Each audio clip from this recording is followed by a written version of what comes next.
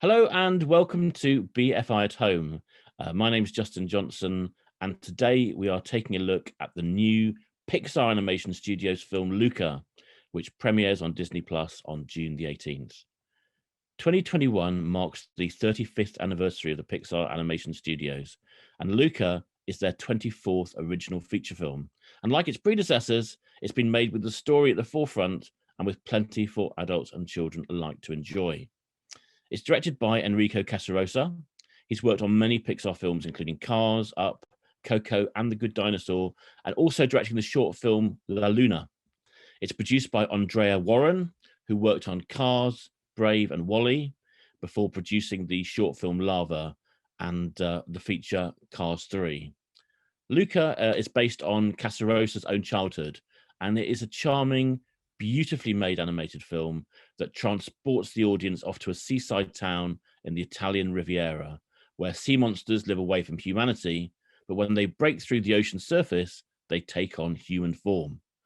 Young Luca finds himself torn between the underwater world he knows so well, but also the excitement of the human town with its gelato, piazza, and most of all, Vespers. I'm so thrilled that today we are joined by Pixar's creative art director, Deanna Marsigliese, producer Andrea Warren, and director Enrico Casarosa. So, Enrico, if I can just begin with you. I mean, Luca is such a beautifully crafted coming-of-age film. It's got humor and technical innovation and a very beautiful reconstruction of the Italian Riviera. I just wonder if you can just start by telling us about the kind of films that inspired the look and feel of Luca. I mean, would we be right to detect a hint of Fellini in there and maybe a little nod to Studio Ghibli, perhaps? Yeah, those are two big ones. I think you're detecting very well there. The I think in my DNA, I've loved Miyazaki from a long time ago. From his TV series, even Future Boy Conan, I mentioned as an old TV series. I grew up in Italy. A lot of Japanese animation in the 80s in Italy. And then, yeah, Fellini is a big one because, I love this sense of the dream as being part of the storytelling. And we really embrace that in Luca, as you can tell. And even the idea of Marcello Mastroianni homages.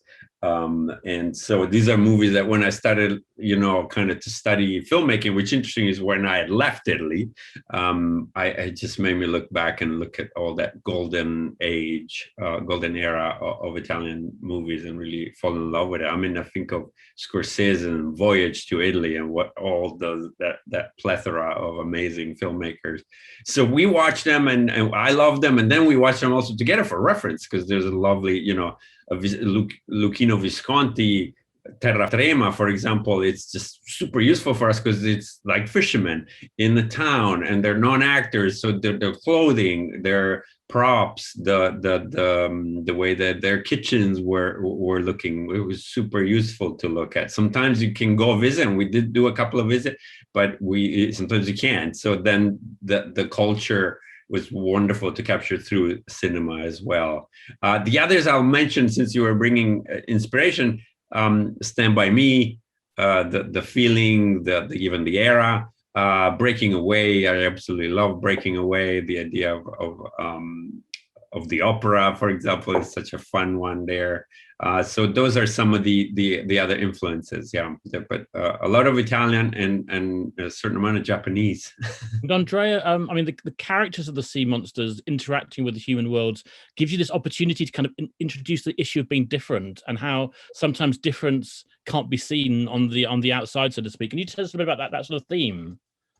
Yeah, we liked the idea that there's a metaphor there, and with these characters, sea monster ness for Luca and Alberto is their way of feeling different, their way of feeling out of place. And it maps to that age of growing up, probably especially where, there's different things that make you feel nervous about revealing about yourself. And I think we liked the idea that in this film, people can sort of add their own version of how they have felt that, the goal being bridge those differences, to really show true selves. And I think what's wonderful about the film is the metaphor there, and the solution is through curiosity and friendship and connection. We can overcome the fear that is in the way of all of that, and we can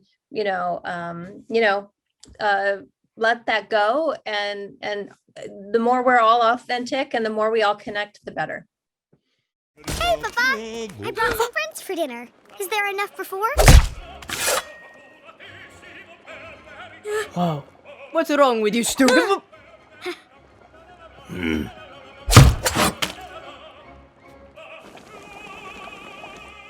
What do you think he kills with those? Anything that swims. Visto il giornale today. Ugh, that photo's a fake, Papa. Everyone in Porto Rosa pretends to believe in sea monsters. Well, I'm not pretending.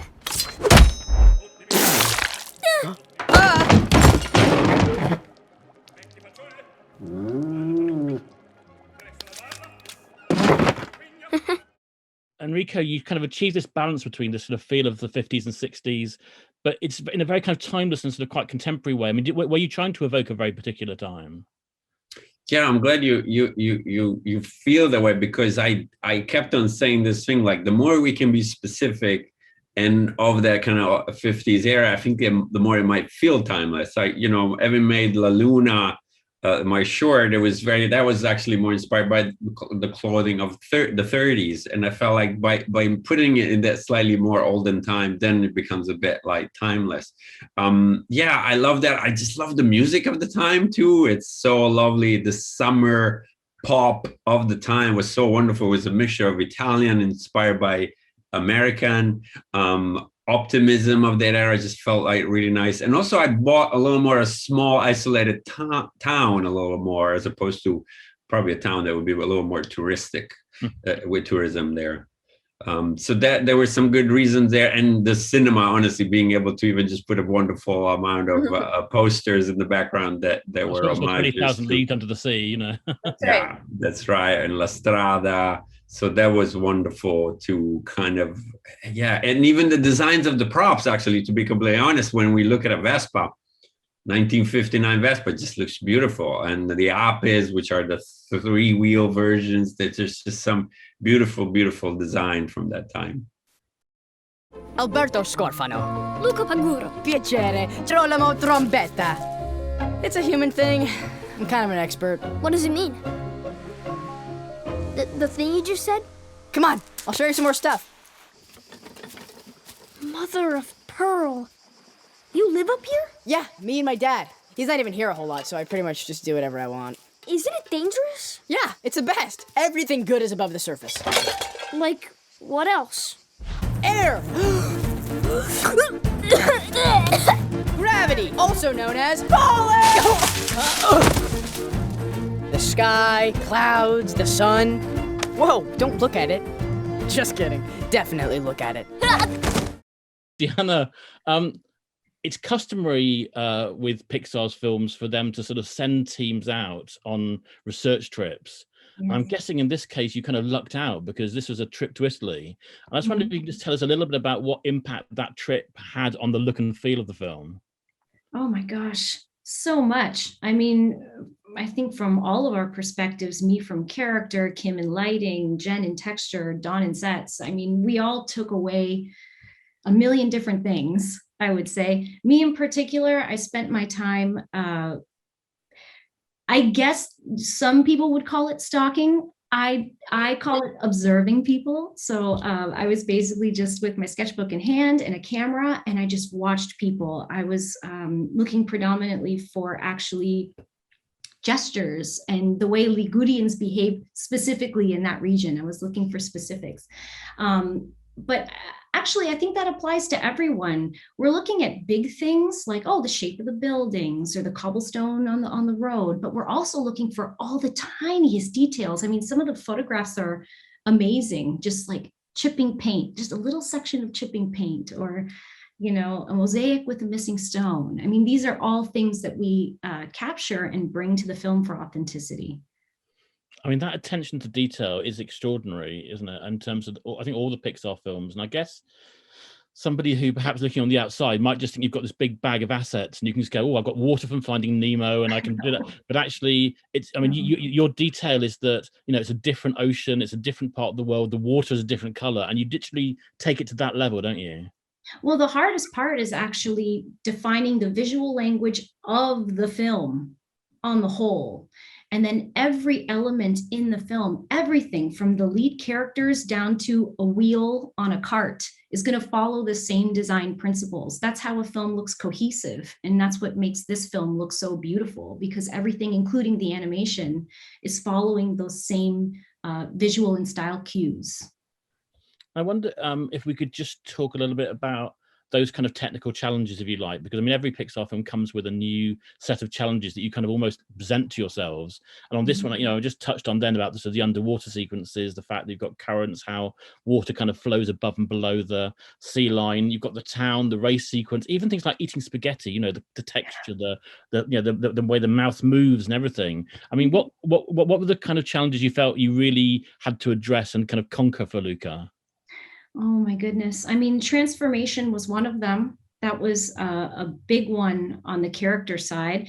We have many characters that transform. And first, how do we make it not look creepy? The entire film is so beautiful and charming and playful. And then we've got this transformation where there's scales popping and tails retracting and fingers splitting. I mean, that's a recipe for visual disaster. Yeah. But we managed to make it look absolutely charming. And another challenge with transformation was, how do we make it look like this is involuntary? It's happening on a cellular level from the character, from within, not something happening to them, scales encompassing them, you know, like armor. Yeah. So we looked at a lot of cephalopods and watercolor tests, and yeah, that's the biggest challenge I can think of on the character side. It does feel very organic, doesn't it? The way the change happens. I mean, it just feels like that's what happens when you leave the water. Yeah. And Luca himself, I think, has got 3,436 scales on his body, which is extraordinary. And the fact that people know this, see, tells you how much work and how much thought is involved, because many of those scales were hand placed, hand designed. I spent hours drawing over the model, exact scale by scale, size, everything. And then we had, you know, brilliant folks working with the model who were going to lay them in by hand, one at a time. I mean, it's really just amazing, the craftsmanship and the thought that goes into everything we do. How could my mother tell him about this town of bloodthirsty lunatics? I still can't believe he would do this. It's not like him. Just keep your guard up. There's gonna be land monsters everywhere. Ah! Wait! Land monster! It's me! You scared the scales off of me! Jeez, you're strong. I'm sorry, I'm just a little on edge. No, I needed that. It really woke me up. Wow, we look horrifying. Ugh, gross. Come on, let's find our son.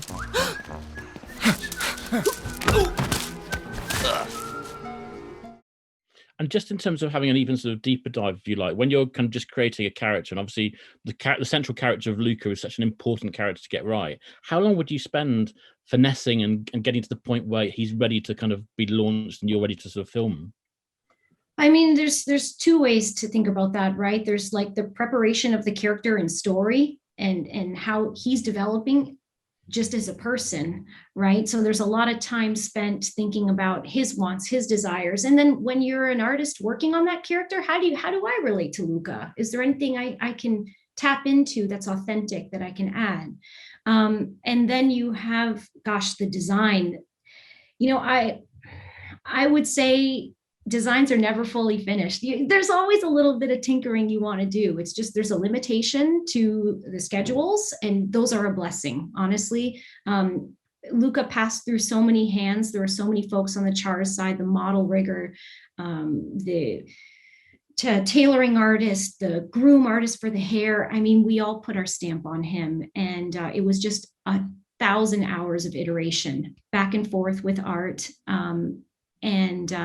I think one of the most important things to keep in mind as well is that creating or developing these characters on the page, making the art, is only the first step. As the character moves through the pipeline, all of the technical artists get to put their stamp, and he continues to evolve, right? So I feel like collectively we show our best shot to the director, and if the director feels like that's exactly what was in his head, that's when it's approved. And you just touched on, obviously, the transformation and the importance of not making that feel like a sort of a horror kind of R-rated experience for the audience. And I guess that's the same with designing the monsters as well. And sea monsters do feature in Italian folklore. They're kind of quite embodied, particularly in those sort of seaside towns. And I wonder if you just tell us a little bit about this, sort of their significance and about that sort of design process. Sure. I mean, you're exactly right. When we were in Italy, we saw them everywhere, carved into fountains, mosaicked into the floor. They are part of the folklore. But one thing I wanted to stay true to was their decorative origin. You know, you think about Carta Marina, those antique maps that they're on. Sea monsters were predominantly used for decoration. So when I was designing the sea monsters for the film, I wanted to stay true to that.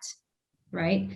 So that's why you'll see a lot of those irregularly patterned scales as if carved by hand, right? You'll see like sharp spines and soft fins and webbings and scalloped crests. I mean, I just wanted them to look like pieces of jewelry or pieces of sculpture, like moving art.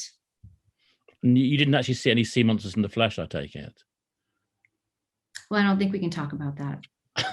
So you're wearing your special sea monster brooch as well, which is very appropriate. Yes, yeah, I am. And I wonder whether, as a sort of first generation Italian Canadian, whether that had extra resonance for you. I know you've worked on a lot of Pixar films, and but whether actually that kind of had extra appeal for you.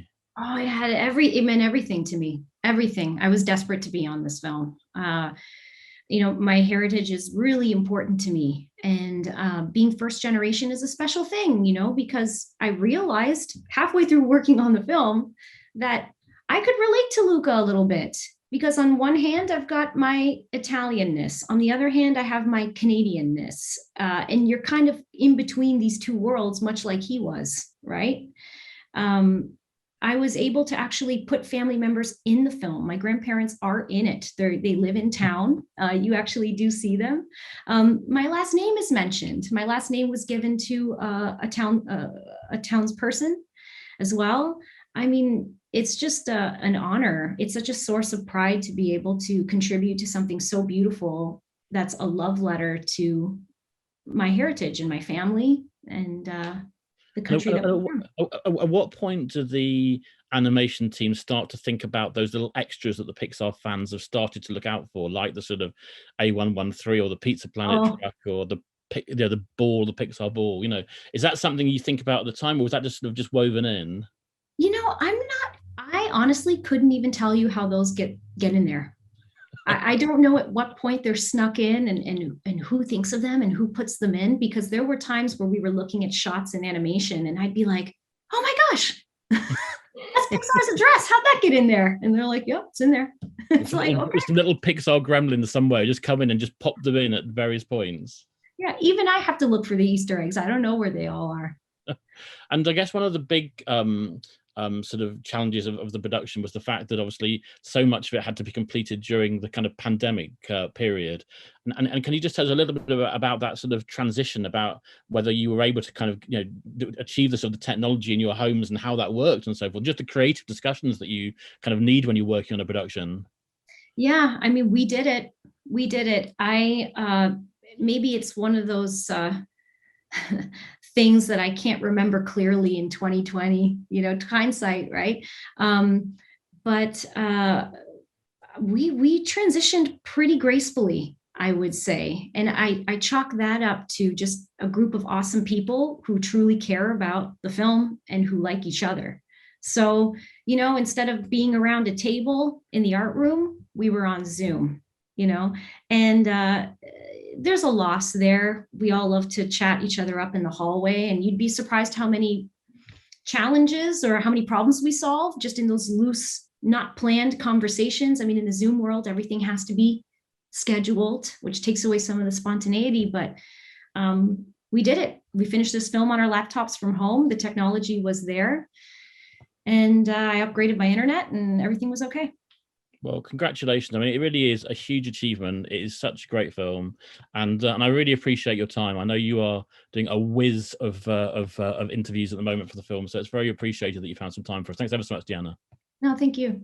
So a big thank you to our very special guest today, Deanna Marsigliese, Andrea Warren, and of course, Enrico Casarosa. And a big thanks to our friends at Disney Plus for giving us access to them. And Luca will be premiering on June the 18th. So the BFI is a charity, and this has been a BFI at Home event.